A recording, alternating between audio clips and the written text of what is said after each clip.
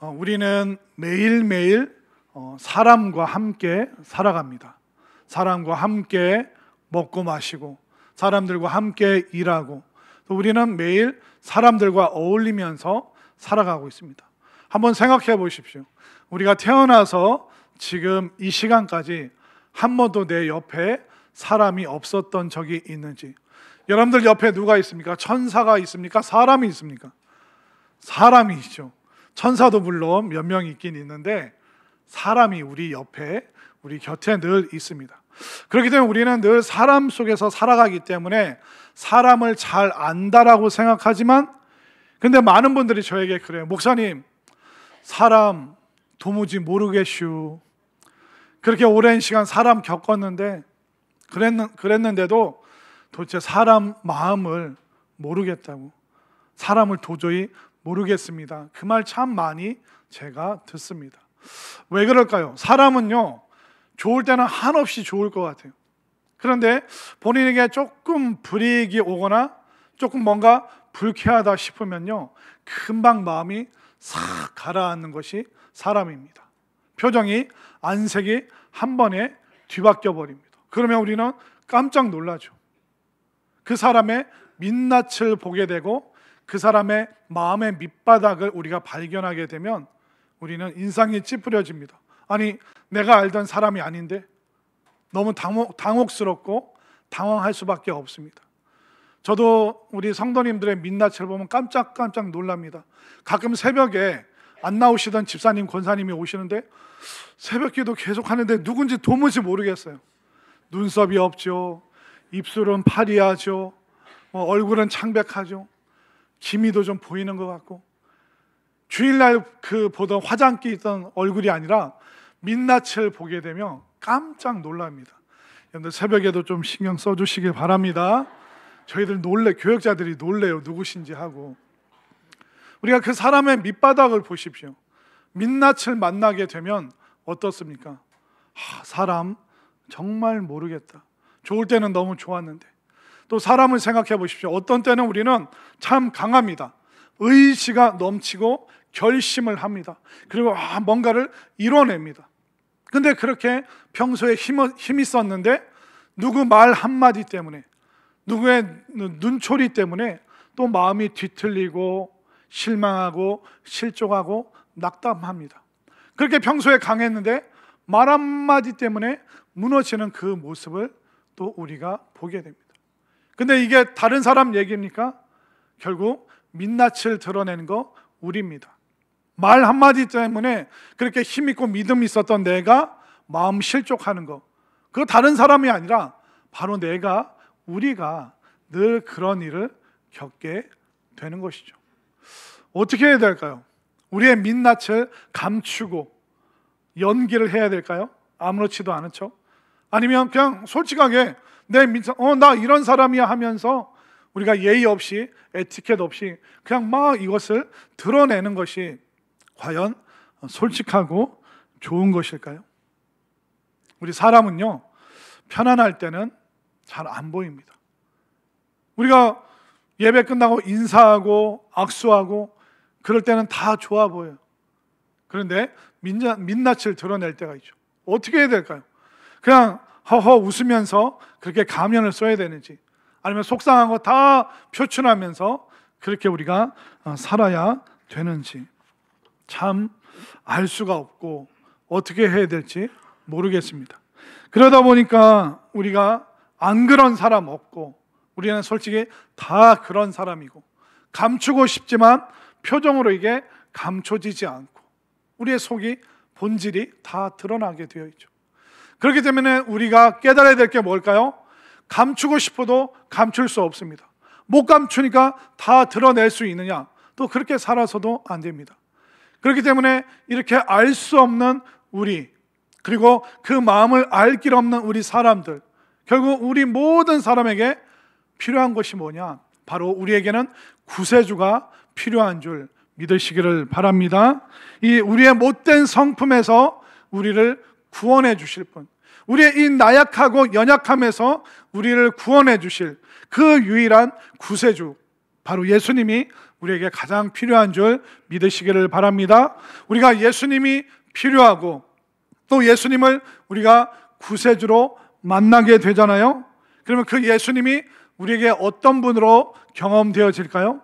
예수님이 바로 최악의 환경을 최고로 만드시는 그 구세주로 우리가 만날 수 있음을 믿으시기를 바랍니다. 우리가 오늘 45절부터 읽었는데 그 앞에 44절까지 무슨 상황이 펼쳐졌습니까?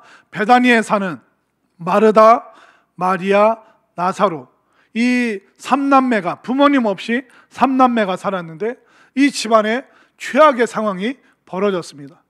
집안의 가장이요, 기둥 같은 존재, 또 가정 경제를 책임지고 있었던 나사로가 어느 날 병들어서 죽고 말았습니다. 그러니까 이 뒤에 남겨져 있는 이 마르다와 마리아, 이 두 자매의 마음은 최악의 마음이 되고 그 집안은 상황이 최악의 상황으로 치닫게 되었습니다. 그때 최악의 상황 속에 누가 오십니까? 구세주 대신 예수님께서 오시죠. 그리고 무덤에 장사되어져 있고 어떻게 보면 관에 못질이 되어져서 죽어있던 그 나사로, 아무런 소망이 없습니다. 근데 그 최악의 상황에 예수님께서 오셔서 어떻게 하셨습니까? 나사로야 나오라. 그랬더니 나사로가 살아서 생명을 입고 그 무덤에서 나왔습니다. 그 최악의 상황이 최고의 상황으로 변화되었고 그 최악의 장소인 그 무덤이 최고의 장소인 부활의 자리로 변화되었음을 분명히 믿으시기를 바랍니다. 자, 이러면 이렇게 구세주가 필요한 우리에게 최고의 예수님이 오셨어요. 그리고 그 최악을 최고의 상황으로, 환경으로 변화시켜 주셨습니다. 자, 그러면 이 예수님께 사람들이 뭘 해야 될까요? 감사패도 드리고 훈장도 좀 달아드려야죠. 만약 제가 그 베다니에 살고 있던 베다니 시장이었다면 정말 예수님을 초청해서 감사의 인사를 드렸을 것 같아요. 예수님, 이 베다니에 오셔서 아픈 자들 고쳐주시고 심지어 나사로도 살아나고, 그래서 지금 이 베다니에 나사로 무덤까지 가는 그 산책로, 그 둘레길을 만들었습니다. 사람들이 엄청나게 우리 베다니 와서 베다니 삶이 좋아졌습니다. 자, 이 시간 예수님께 감사패와 함께 훈장을 수여하겠습니다. 이게 보통 상식적인 상황이잖아요. 그런데 예수님께서 최고의 환경으로 변화시켜 주셨는데 무슨 일이 생겼는가? 이 예수님을, 구세주이신 예수님을 보고 사람들이 어떻게 반응하는가? 한번 오늘 본문에서 한번 보십시오. 어떤 사람들은 예수님에게 최고의 반응을 보여드립니다. 한번 볼까요?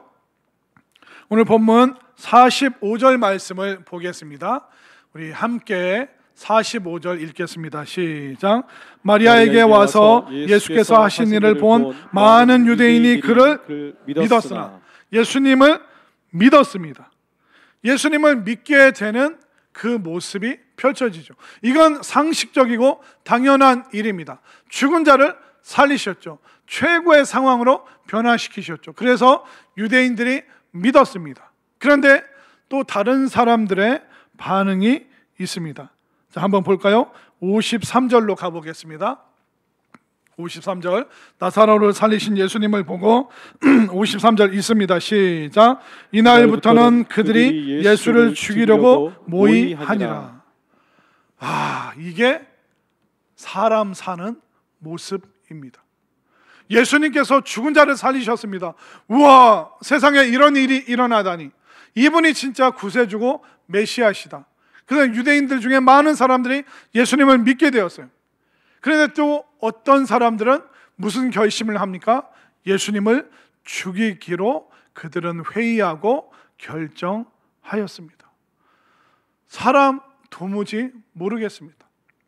어떤 사람들은 도저히 믿을 수 없을 것 같은 상황인데 잘 믿는 사람들이 있어요. 어떤 사람은 최고의 환경에서 믿음 생활 잘할 것 같은데 도무지 믿음의 모습을 찾아볼 수 없는 그런 사람들도 있습니다. 도대체 이 사람에 대해서 우리가 어떻게 이해를 해야 되겠습니까? 예수님께서는 최악의 상황에서 최고의 모습을 보여주셨습니다. 그렇다면 우리는 최고의 믿음을 보여드려야 되는데 최악의 행동을 하는 이런 사람들도 우리들 앞에 있는 것입니다. 그런데 예수님을 죽이기로 결정한 최악의 결정을 내린 사람들이 어떤 사람들인지 한번 보실까요? 최고의 위치에 있는 사람들이었습니다. 자, 47절 말씀을 한번 보겠습니다. 오늘 본문 47절 읽습니다. 시작. 이에 대제사장들과 바리새인들이 공회를 모으고 이르되 이 사람이 많은 표적을 행하니 우리가 어떻게 하겠느냐. 자, 여기 대제사장들과 바리새인들이 공회를 모으고, 그러니까 회의를 소집했다라고 말하고 있습니다. 근데 이 대제사장들과 바리새인들, 특별히 이 바리새인들이 누군지 아세요? 최고의 위치에서 최고의 신앙을 가지고 있던 사람들입니다. 바리새인들이 누구냐면 그 당시 이스라엘 수백만 명 중에서 단 7,000명만 있었는데, 이 7,000명은 우리가 정말 하나님께서 보내주실 메시아를 기다리자, 우리가 이 이스라엘을 대표해서 세속으로부터 벗어나서, 그러니까 죄로부터 단절되어서 깨끗하고 정결한 마음으로 메시아를 대망하고 기다리는 사람이 되자라고 결단해서 수시로 금식하고 예물을 드리고 예배드리고 기도했던 사람들이 바로 바리새인들. 이 바리새인의 이 뜻이 뭐냐면 구별된 사람들, 세상으로부터 구별된 사람들, 죄로부터 구별된 사람들. 그래서 이 사람들은 일주일에 몇 번씩 금식을 했습니다. 여러분들 어떠세요? 일주일에 몇 번씩 금식하세요? 아니면 과식하세요? 솔직하게 한번 여러분들 대답해 보십시오. 이 바리새인들은 정말 메시아를 열정적으로 깨끗한 마음으로 기다리면서 성경을 연구했던 사람들이에요. 그런데 그들이 어떤 결정을 내렸다고요? 53절에서 예수를 죽이기로 회의로 모여서 예수님을 죽이자라고 결정을 했습니다. 최고의 위치에 있는 사람들이에요. 그리고 공회로 모였는데 이것을 사내들인 공회라고 하는데 그 7,000명 중에서도 또 70명을 뽑아서 결정을 하도록 하는, 우리로 치면 기독교 신앙을 가진 국회의원들이라고 할 수 있는 그런 그 민족의 대표성을 지닌 사람들입니다. 최고의 지위죠. 최고의 신앙의 모습을 보이고 있죠. 최고로 성경에 대해서 박식한 사람들이죠. 이 최고의 위치에서 최악의 결정, 메시아로 오신 그 예수를 죽이자라고 결단을 했습니다. 그들은 하나님에 대한 것에는 관심이 있어요. 메시아에 대해서는 관심이 있어요. 그러나 하나님의 마음에 대해서는 관심이 없어요. 하나님께서 무엇을 기뻐하시고 하나님의 본심이 무엇인지 관심이 없습니다. 본인들이 종교적으로 높은 위치, 사회에서 높은 위치, 높은 지위를 갖고 있다면 메시아 필요 없습니다. 하나님의 마음 알고 싶지 않습니다. 그들은 종교적이었지만 하나님의 마음을 몰랐습니다. 그들은 최고의 지위에 있었지만 늘 최악의 결정을 내리는 사람들이었습니다. 한번 보십시오. 그들이 하나님의 마음을 향하는지 아니면 로마의 의도를 향하고 있는지. 자, 48절 말씀 함께 읽겠습니다. 시작. 만일 그를 이대로 두면 모든 사람이 그를 믿을 것이요 그리고 로마인들이 와서 우리 땅과 민족을 빼앗아 가리라 하니. 자, 그들의 마음이 하나님께 있습니까? 아니면 로마인들에게 있습니까? 만약 예수라는 사람이 사람들을 선동을 해서 로마에 대항하면 우리는 로마에게 우리의 땅과 민족을 빼앗길 것이다. 그런데 이 말이 잘못된 게 뭐냐면 이 당시 모든 유럽은요 로마의 지배 아래에 있었습니다. 이미 오랜 시간, 거의 1000년에 가까운 시간 동안 로마에게 땅과 민족을 빼앗기고 팍스 로마나, 로마의 피스, 그러니까 로마가 다스리는 그 평화 아래에서 살았던 사람들이 유럽 사람들이었고, 이 이스라엘에도 이제 그 로마에서 총독을 보내서 다스리는 사람이 있었습니다. 이미 로마의 땅이었고 로마의 백성들이었습니다. 그러나 그들의 마음과 신앙은 하나님께 닿아 있어야 되는데 여기 하나님에 대한 언급이 있습니까? 메시아에 대한 이야기가 있습니까? 메시아를 기다리는 사람들이 메시아를 만났는데도 거절을 합니다. 하나님의 의도에 대해서 하나님의 마음에 하나도 관심이 없습니다. 그냥 우리의 지위, 우리의 위치, 우리가 최고가 되면 된다. 그리고 로마에만 쩔쩔매고 하나님의 마음에는 전혀 관심이 없는 사람들. 어쩌다 이들이 이렇게까지 타락을 했을까? 그 이유가 바로 47절 초반에 나오는 단어. 47절에 보면 이에 대제사장들과 바리새인들이 공회를 모으고, 그러니까 회의를 계속 하는 거예요. 그러니까 하나님의 뜻을 알기 위해 말씀으로 가는 것이 아니라 회의로 모여. 그들이 기도의 자리로 가는 것이 아니라 모여서 회의하자.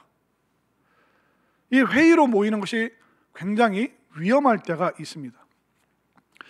이 바리새인들 또 이 공회원들, 그들의 오랜 역사 속에서 이렇게 최악의 결정을 내리는 이유가 뭐냐면, 제가 예전에 그 리더십 관련된 책을 봤는데 그 책의 여러 항목 중에 그런 게 있었어요. 조직을 망치는 방법. 이게 너무 위험하지 않습니까? 보통 리더십이나 자기개발 책을 보면 그 조직을 살리는 방법, 조직을 더 자연스럽게 더 발전시키는 방법을 얘기하는데 갑자기 그 내용 중에 조직을 망치는 법이 있길래 이게 참 의미가 있겠다 해서 그 내용을 쭉 봤더니 거기에 뭐가 나왔냐면 2차 세계대전이 끝나고 나서 이제 미국에 어떤 조직이 있었습니다. 여러분들 미국에서 제일 유명한 국가 조직이 뭡니까? CIA가 있죠. 모르십니까? 영화를 보면 FBI와 CIA가 나옵니다. 그러니까 CIA가 있는데 이 CIA 전에 OSS라는 그 국가 단체가 있었는데 그 CIA 전신이 만들어낸 그 2차 대전 끝나고 나서 CIA 그 스파이들이 여러 나라에 들어가 있었어요. 또 여러 조직에 있었는데 그 CIA에서 조직을, 그 나라를 망가뜨리는 매뉴얼을 그 스파이들에게, CIA 조직원들에게 나눠줬습니다.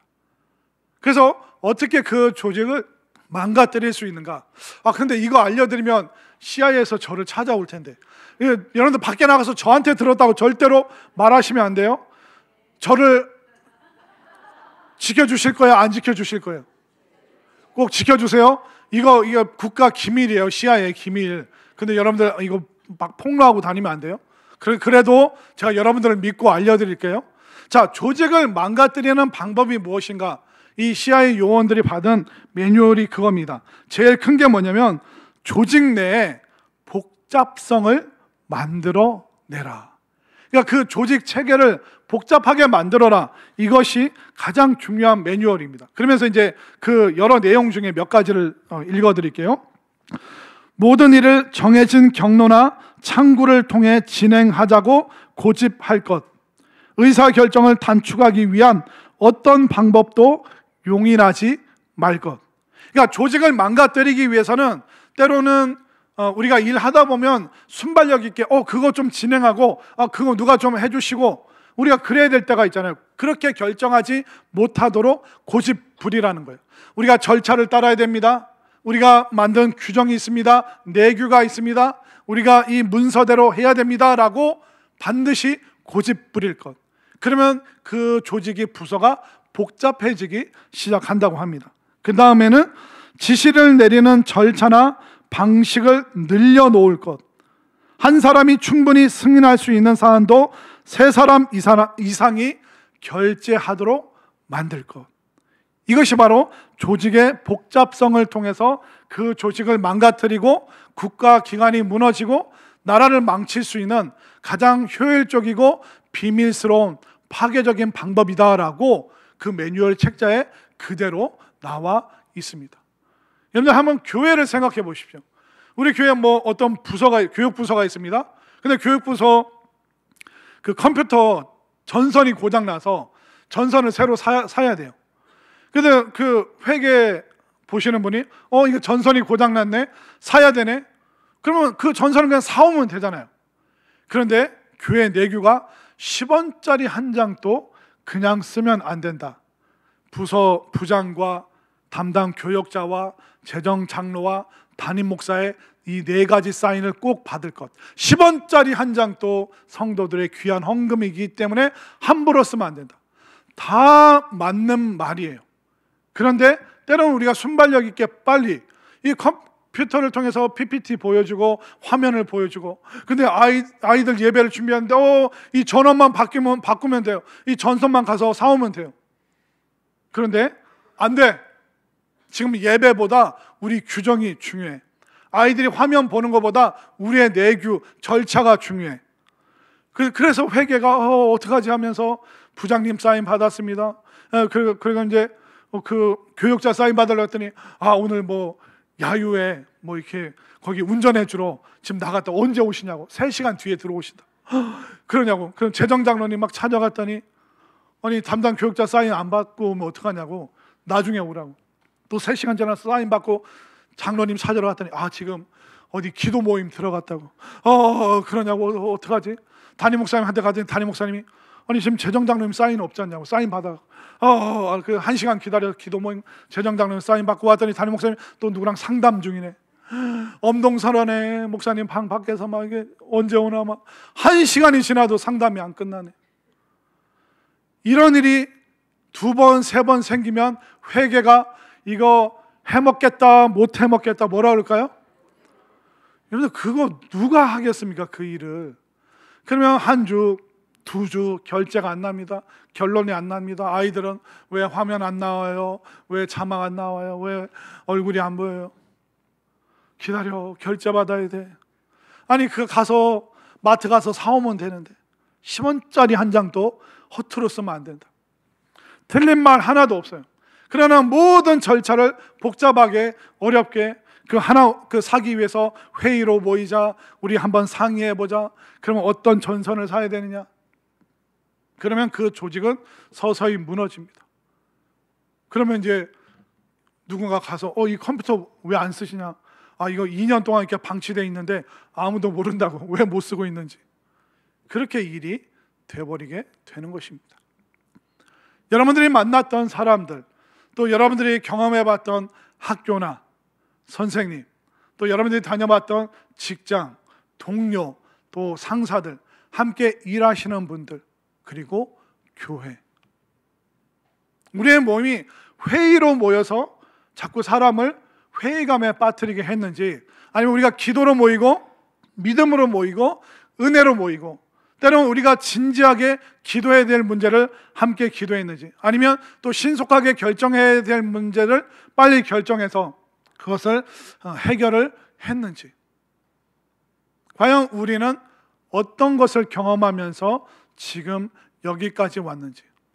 믿음이 없는 시스템, 하나님 마음을 모르는 모임들, 또 사람들을 구원으로 인도하지 못하는 의식들, 거기에는 우리 주님이 함께 하실 수가 없는 것입니다. 우리는 엉뚱한 것으로 모이는 것이 아니라 정말 우리가 구세주 되신 예수님을 중심으로 우리가 모일 수 있게 되기를 바랍니다. 이 바리새인들, 대제사장들, 이들이 해야 될 일이 뭡니까? 하나님의 마음과 사람들의 마음을 이어줘야 됩니다. 그러나 사람들이 하나님께 가는 이 모든 절차를 복잡하게 만들고 어렵게 만들고 사람들이 못 해먹게 만들고, 그러면서 하나님과 사람들의 마음을 점점 멀어지게 만들고 말았습니다. 이 사람들이 나쁜 사람들 아닙니다. 최고의 지위에서 최고의 위치에 있었습니다. 그러나 그들은 늘 최악의 결정을 내리는 엉뚱한 회의를 하면서 오랜 시간을 보냈기 때문에 그들은 하나님을 바라보는 것이 아니라 로마를 바라봤습니다. 그들은 믿음으로 행동하는 것이 아니라 환경과 상황만 보면서 그들은 늘 쩔쩔매는 사람들이었습니다. 여러분들이 때로는 사람들의 마음 때문에, 사람들의 말투 때문에 힘들 때도 있지만 그것을 돌파할 수 있게 되기를 바랍니다. 여러분들은 상황과 환경을 보는 것이 아니라 하나님의 마음을 바라볼 수 있게 되기를 바랍니다. 자, 쭉 이렇게 말씀드렸죠.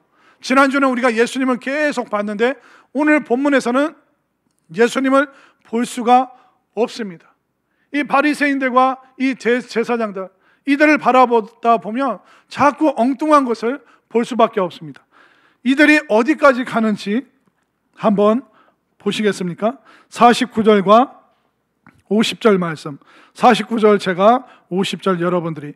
그 중에 한 사람, 그 해 대제사장인 가야바가 그들에게 말하되 너희가 아무것도 알지 못하는도다. 한 사람이 백성을 위하여 죽어서 온 민족이 망하지 않게 되는 것이 너희에게 유익한 줄을 생각하지 아니하는도다 하였으니. 그 해 대제사장인 가야바, 그 회의를 주관하는 우두머리, 그 사람이 뭐라고 결론 내리고 있습니까?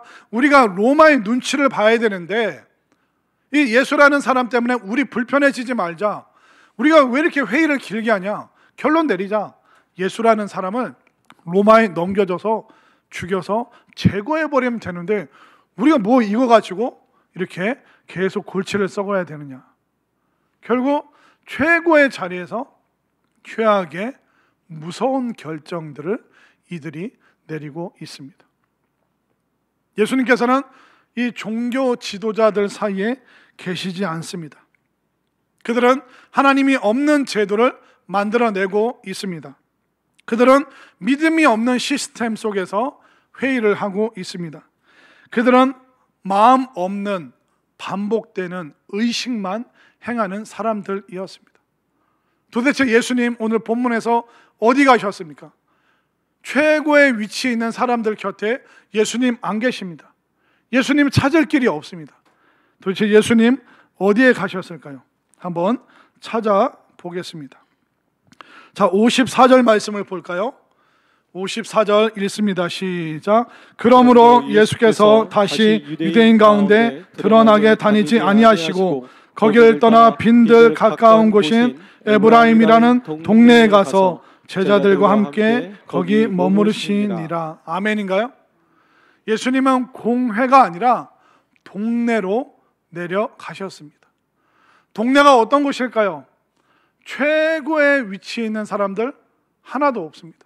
눈물과 땀과 서러움이 있는 사람들이 사는 곳이 바로 동네입니다.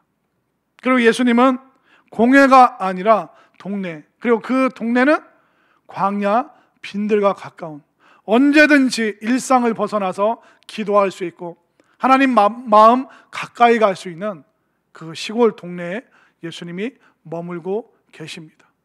예수님은 믿음 없는 시스템, 하나님 없는 조직, 마음 없는 그런 의식의 자리, 거기서 예수님을 찾을 수 없습니다. 무의미한 회의만 난무하고 최악의 결정을 하는 잔인한 사람들, 그 모임에 예수님 찾아볼 수 없습니다.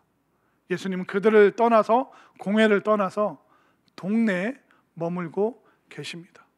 우리는 화려한 자리, 멋진 위치, 그것을 추구합니다. 여러분들 성공하지 말라는 게 아닙니다. 여러분들 높은 지위에 올라가지 마시라는 게 아니에요. 그러나 그곳에 예수님이 없다면 그 위치, 그 자리가 때로는 무의미하고 잘못된 자리가 될 수 있습니다. 여러분들은 어떤 시간들, 어떤 시스템, 어떤 제도, 어떤 예배 의식 속에서 지금 여기까지 오셨습니까? 우리는 예수님 만날 수 있는 자리에 함께 했는지, 아니면 화려하고 멋있어서 예수님 없어도 된다고 생각하면서 그 최고의 위치만 원하면서 엉뚱한 곳으로 따라가지는 않았는지. 저는 여러분들이 늘 예수님이 계시는 그곳에 함께 예수님과 머물 수 있게 되기를 바랍니다. 결국 예수님은 공회에서 동네로 장소를 옮기셨습니다. 그리고 예수님은 많은 인파, 수많은 사람들 사이에 계셨을까요? 아니다라고 오늘 또 말씀하고 있습니다. 자, 예수님은 번화한 곳에서 동네로 내려가셨죠. 그러나 사람들은 어떻게 할까요? 자, 55절을 보십시오. 55절 읽습니다. 시작. 유대인의 유월절이 가까움에 많은 사람이 자기를 성결하게 하기 위하여 유월절에 시골에서 예루살렘으로 올라갔더니, 이 수많은 인파와 예수님의 동선이 엇갈리고 있죠. 예수님은 그 최고의 위치인 공회, 그들이 모이는 그 자리에서 예수님은 동네로 내려가셨죠. 근데 시골 동네에 사는 사람들은 예루살렘, 공회가 모이는 화려한 자리로 지금 가고 있습니다. 예수님과 수많은 인파의 움직임이 전혀 다릅니다. 이 수많은 인파 속에서 예수님 찾을 수 있을까요? 찾을 수가 없습니다. 한번 보십시오. 오늘 본문 56절과 57절. 56절 제가 57절 여러분들이, 그들이 예수를 찾으며 성전에 서서 서로 말하되 너희 생각에는 어떠하냐? 그가 명절에 오지 아니하겠느냐 하니, 이는 대제사장들과 바리새인들이 누구든지 예수 있는 것을 알거든 신고하여 잡게 하라 명령하였음이라라. 사람들이 지금 이 예루살렘으로 수많은 인파가 모인 이유가, 첫 번째는 야, 요즘 슈퍼스타인 예수라는 분을 한번 만나보자. 호기심 때문에 모인 사람들이 절반, 또 나머지 절반은 이 바리새인들에게 예수님을 고발하면 그 포상금을 받을 수 있기 때문에 예수님을 잡기 위해서 찾아온 사람들 절반. 사람들이 많으니까 우리는 거기에 가지 않습니까? 사람 많이 모이는 식당에 우리가 갑니다. 기꺼이 줄을 섭니다. 그런데 조심해야 됩니다. 수많은 인파가 모였다고 해서 의미 있는 일을 할 수 있는 것은 아닙니다. 많은 사람들이 모였다고 해서 거기 구원이 일어나거나 거기에 예수님이 계시는 것이 아닙니다. 수많은 인파와 군중 속에 예수님 안 계십니다. 예수님 누구와 머물고 계실까요? 자, 54절 말씀을 다시 한번 보십시오. 54절 그 중간부터 보면, 빈들 가까운 곳이 에브라임이라는 동네에 가서 누구와 함께 머무셨습니까? 제자들과 함께. 예수님은 인파가 아니라 제자들을 찾아 가셨습니다. 예수님은 수많은 군중이 아니라 믿음의 동역자들을 지금 찾고 계심을 믿으시기를 바랍니다. 여러분들은 누굽니까? 무의미한 회의만 많이 하는, 그리고 많은 사람들이 모였으니 의미 있겠다는 인파와 군중을 따라가고 있는지, 아니면 이제 결단하여서 내가 믿음의 동역자가 되고 예수님께서 빈들로 가자, 기도하러 가자, 전도하러 가자 하면 기꺼이 따르고자 하는 믿음의 동역자인지, 여러분들 이 시간 다시 한번 결단할 수 있게 되기를 바랍니다. 예수님은 동네에서, 그 동네는 기도할 수 있는, 하나님 마음과 만날 수 있는, 일상을 벗어날 수 있는, 빈들을 마주할 수 있는 동네였습니다. 또 그곳에는 믿음의 동역자인 제자들 12명입니다. 수십만의 인파가 아니라 그 12명의 믿음의 동역자들과 예수님은 함께 시간을 보내고 있습니다. 아무리 많은 사람 모이고 화려해도 구원이 없다면, 주님 없다면 여러분들 조심하시기를 바랍니다. 가능하면 그 자리를 빠져나오시기를 바랍니다. 그러나 적게 모여도 믿음의 사람이 모이고 위로의 사람이 모이고 정말 메시아를, 구세주를 갈망하는 사람들이 모인 곳이라면 여러분들 기꺼이 그 자리로 여러분들 달려올 수 있게 되기를 바랍니다. 지금 여러분들이 갈망하고 있는 게 뭡니까? 물론 여러분들이 막 어마어마하고 거대한 것을 원하진 않을 거예요. 근데 여러분들은 소박한 거, 주님 요거 좀 해주시면 안 돼요? 아마 여러분들이 갈망하는 것은 소박한 걸 겁니다. 그러나 아무리 소박해도 어떤 것은 그곳에 예수님 없으면 소용이 없습니다. 우리가 믿음으로 기도하지 않고 믿음으로 갈망하지 않는다면 때로는 그것은 우리가 얻어냈다고 해도 아무런 의미가 없고, 또 때로는 그것이 우리에게 나중에 시간 지나 해악으로 우리에게 부메랑처럼 다가올 때도 있는 것입니다. 아무리 대단한 사람들, 아무리 좋은 자리에 있어도 그것이 믿음이 아니라면 좋은 변화와 유익한 변화를 가져올 수가 없는 것입니다. 그러나 인파가 모이지 않아도 최고의 사람들이 없어도 믿음의 동역자들과 함께 예수님을 예배하고 예수님을 갈망하는 그 자리가 있다면, 적게 모였어도 의미 있는 변화, 가장 유익한 장소, 정말 우리가 만나야 될 그 구세주를 만날 수 있는 그 자리라면 여러분들 결단하고 결심하셔서 그곳에 모여서 정말 변화의 결과가 있는 그런 인생이 될 수 있기를 소망합니다. 그리하여 우리 모두가 예수님의 믿음의 동역자가 되고 예수님의 제자가 되어서 예수님과 늘 동행하는 정말 아름다운 인생, 주님과 함께 거하는 멋진 인생 될 수 있기를 간절히 소망합니다. 우리 이 시간 함께 통성으로 기도할 텐데, 이 시간 기도할 때 주님, 나는 화려한 곳, 또 사람 많이 모이는 곳, 그곳에 마음 빼앗길 때 참 많았습니다. 그러나 그곳이 많이 모였다고 해도 믿음이 없는 자리라면, 또 그곳이 변화가 없는 위치라면 다시 한번 주님께 기도하면서 내가 최고의 주님을 의시하고 내 믿음을 더하여서 주님의 제자가 되고 주님의 동역자, 주님의 동행하는 사람이 되기를 원합니다. 주의 이름 크게 부르짖고 동성으로 기도하시겠습니다. 주여, 아버지 하나님, 우리에게 믿음을 허락하여 주옵소서. 그 믿음 통하여 하나님의 마음에 닿기를 원합니다. 하나님의 마음을 깨닫기를 원합니다. 우리는 높은 지위도 원하고 성공도 원합니다. 때로는 소박한 것도 원합니다. 그러나 그 어떤 것